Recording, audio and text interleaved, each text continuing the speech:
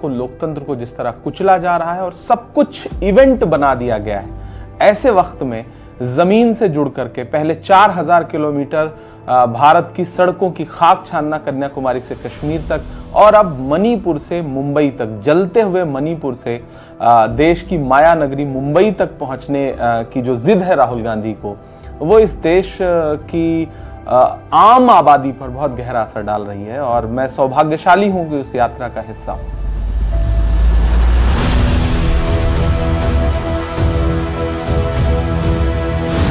राहुल गांधी जी इस यात्रा के जरिए जो 5 न्याय की बात कर रहे हैं, वो इस देश के हर तबके को जोड़ने के लिए, हर तबके की पीड़ा है, युवा की, महिला की, इस देश में सामाजिक न्याय की हर पीड़ा को इस यात्रा में देश के हर कोने में खड़े होकर के राहुल गांधी आवाज दे रहे हैं। सरकार कागजों पर चलने वाली सरकार है। तुम्हारी फाइलों में गांव का मौसम गुलाबी है, मगर ये आंकड़े झूठे हैं, ये दावे किताबी हैं।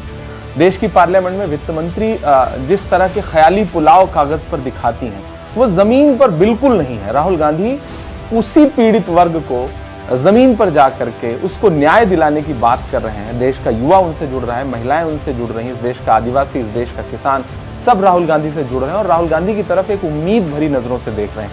इस देश में इस वक्त जो काम प्रधानमंत्री को करना चाहिए वो राहुल गांधी कर रहे हैं। और इस यात्रा के जरिए वो जा करके इस देश के युवाओं से, इस देश के मजदूरों से, इस देश के बीड़ी मजदूर, इस देश के किसान, हम एक सुबह आंख खोलते हैं तो वो किसानों के साथ खड़े हैं धान के खेत में, हम एक सुबह आंख खोलते हैं तो वो फर्नीचर बनाने वाले कारीगरों के साथ खड़े हैं, हम एक सुबह आंख खोलते हैं तो मोटर मैकेनिकों के साथ खड़े हैं।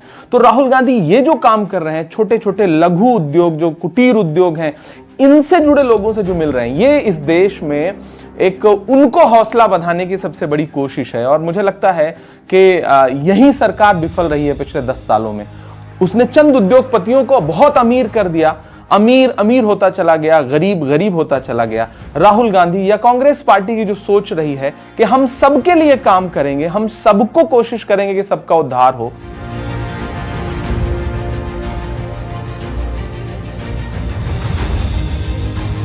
मैं सिर्फ एक नाम पर नहीं रुकूंगा कि मैं सिर्फ, मेरी आंखों में बहुत सारे चेहरे हैं।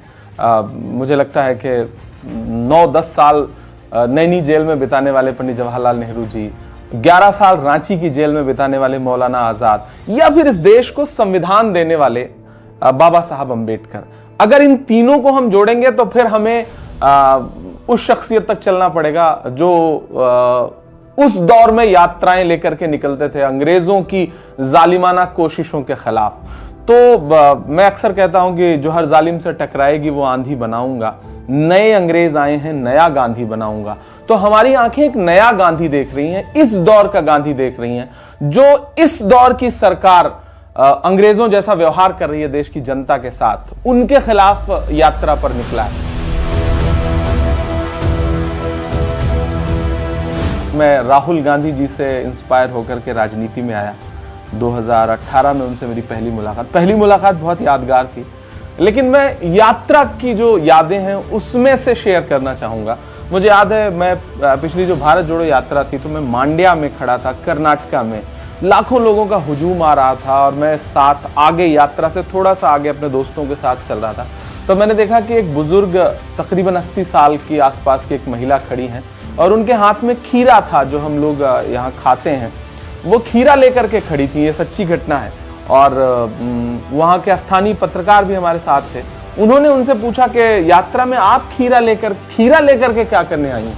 तो उन्होंने अपनी स्थानीय भाषा में जवाब दिया कि मेरे पास ज़मीन नहीं थी। जब इंदिरा गांधी जी ने भूमि सुधार कानून लाया था तो उस समय मुझे एक ज़मीन का टुकड़ा मिला था, ये खीरा उसी ज़मीन में उगा है, तो मैं उनके पोते को इसे तोहफा देने के लिए लेके आई हूँ, प्रेजेंट करने के लिए लेके आई हूँ। तो उनकी आंखों में जो भाव थे गांधी परिवार के प्रति, इंदिरा गांधी जी के प्रति, मेरी देखिए मेरे रोंगटे खड़े हो गए ये बात बताते हुए। मैं जब भी इस किस्से को याद करता हूँ तो ऐसे ऐसे एक्सपीरियंस